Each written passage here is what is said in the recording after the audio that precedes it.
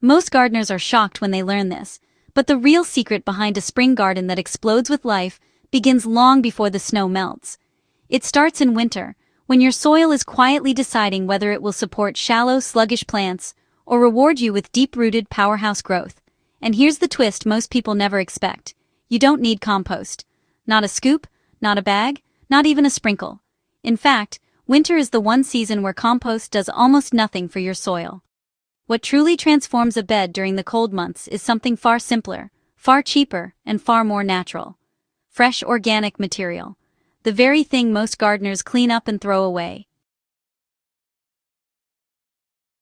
On Crop Corner, we're all about sharing practical, down-to-earth techniques that make gardening easier, more productive, and more enjoyable. And this winter soil trick is one of the most powerful habits you can adopt. Forget the heavy bags, the messy piles, and the assumption that compost is always the answer.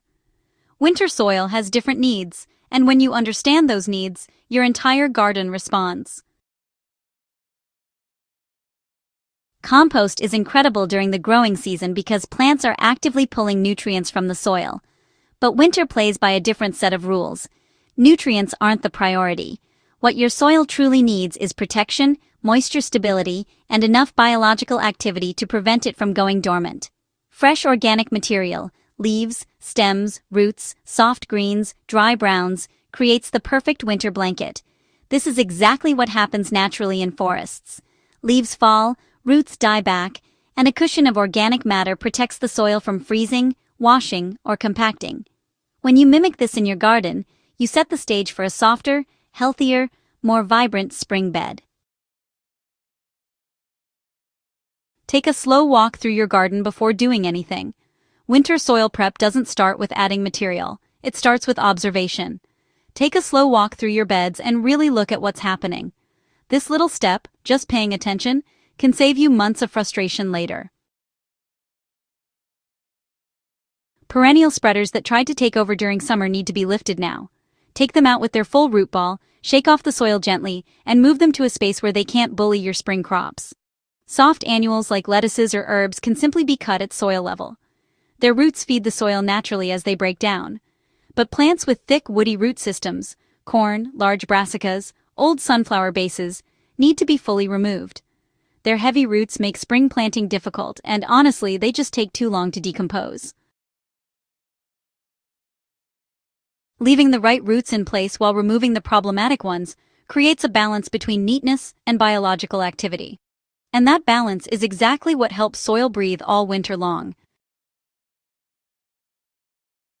Timing is everything. Don't rush to clear your beds at the first chill. Soil thrives when roots are still alive. Let your plants keep growing until your first solid frost. When frost finally takes the top growth, that's your cue. This moment signals that the growing cycle has slowed enough for you to begin building your winter blanket. Handle weeds intentionally, not aggressively. Not all winter weeds are the enemy. Some, like deep-rooted dandelions, actually help aerate the soil as they decompose. But invasive weeds with sprawling root systems must go. Their roots survive winter a little too well and can push out next year's crops before you even get started.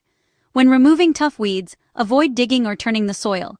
Use a fork to loosen, lift, and shake. The goal is to protect the natural structure, the layers, tunnels, fungi, microbes, and air pockets that make soil alive. Turning soil disrupts all of that and leaves it heavy and compacted for months. Chop what you have into a perfect winter blanket. Once your beds are cleared and ready, it's time for the part master gardeners swear by. Chop all the leftover plant material from your garden, stems, leaves, trimmings, browns, greens, into small pieces. The smaller the pieces, the faster soil organisms can break them down, even in cold weather. Spread this material over your soil in a layer about 2 to 3 inches thick, or 5 to 7 centimeters. This is your sweet spot. Thin enough to breathe, thick enough to protect. No recipes, no formulas, no complicated ratios. Just a natural mix of whatever your garden produced. Green material provides nitrogen. Brown material provides carbon. Together, they decompose slowly in place, feeding your soil through every cold month. Use what nature gives you. You really don't need fancy ingredients. Fallen leaves, especially from native trees, are some of the best winter mulch available. They settle softly after a few rains and decompose beautifully. Straw, hay, and clean grass clippings work wonderfully too, as long as they're free of herbicides. Soft stems from fading flowers, trimmings from borders, and pruned annuals are all perfect additions. Just remember to avoid chemically treated materials and anything extremely woody that takes years to break down. The simpler and more natural, the better. Even if your garden only gives you a small amount, use it. A thin layer is still better than bare soil.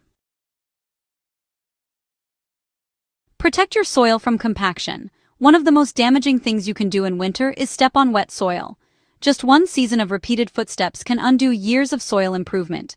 Soil really needs its pores, channels, and delicate structure to stay alive.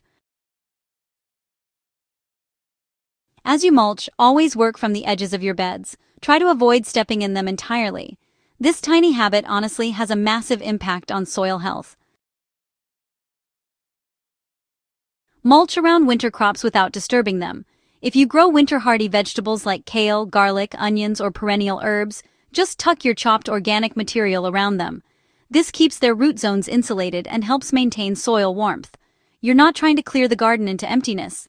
Really, you're building protection around the life that keeps going. Watch the magic happen underground. Throughout the winter, your organic layer settles, softens, and slowly disappears as worms and microbes feed on it.